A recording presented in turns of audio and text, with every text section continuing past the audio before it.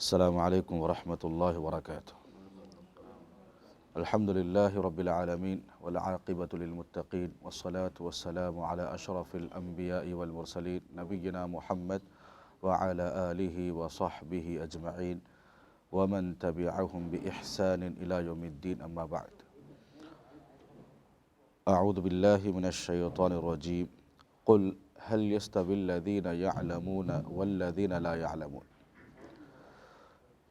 اللہ رب العالمین کا ارشاد ہوا کہ بتاؤ علم والے اور بے علم کیا برابر ہو سکتے ہیں؟ دوسری جگہ اللہ رب العالمین کا ارشاد ہے، یرفع اللہ الذین آمنوا منکم والذین اوتوا العلم درجات۔ اللہ سبحانہ و تعالی تم میں ان لوگوں کے جو ایمان لائیں اور جسے علم دیا گیا ہے ان کے درجات کو بلند کرے گا۔ حضرت معاویہ رضی اللہ عنہ فرماتے ہیں، اللہ کے نبی صلی اللہ علیہ وسلم نے فرمایا،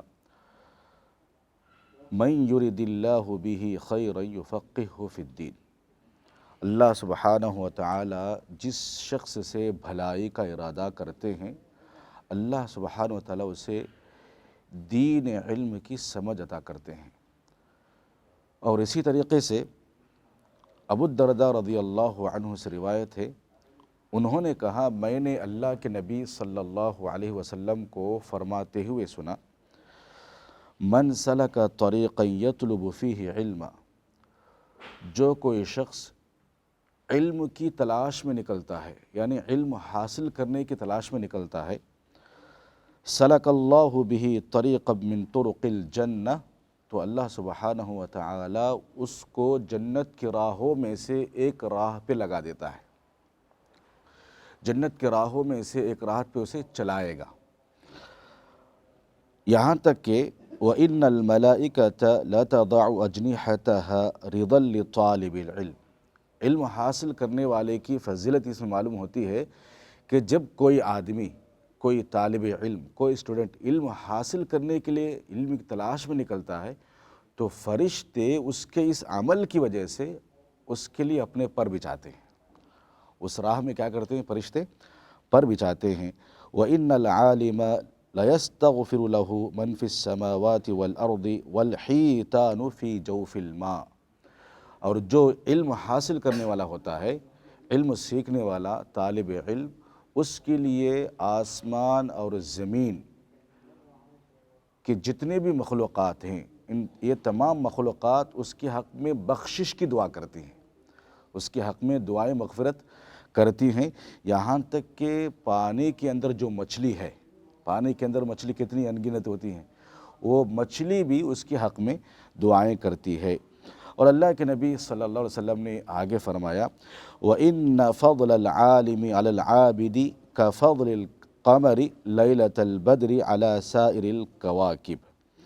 اللہ کے نبی صلی اللہ علیہ وسلم نے فرمایا کہ ایک عالم کی فضیلت، ایک علم حاصل کرنے والے کی فضیلت عابد پر، عالم ہوتا ہے جاننے والا، عابد صرف عبادت کرنے والا، تو ایک عالم کی فضیلت ایک عابد پر ایسے ہے جیسا کہ 14ویں کی چاند سارے ستاروں پر ہوتی ہے۔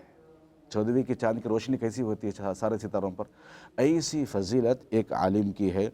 اور اللہ کے نبی صلی اللہ علیہ وسلم نے فرمایا، وَإِنَّ الْعُلَمَاءَ وَرَثَةَ الْأَنْبِيَاءِ، کہ بے شک علماء جو ہے انبیاء کے وارث ہیں، اور انبیاء لم یورثوا دینارا ولا درہما، وہ اپنی وراثت میں دینار اور درہم کو نہیں چھوڑیں، انبیاء دینار اور درہم کو نہیں چھوڑا ہے۔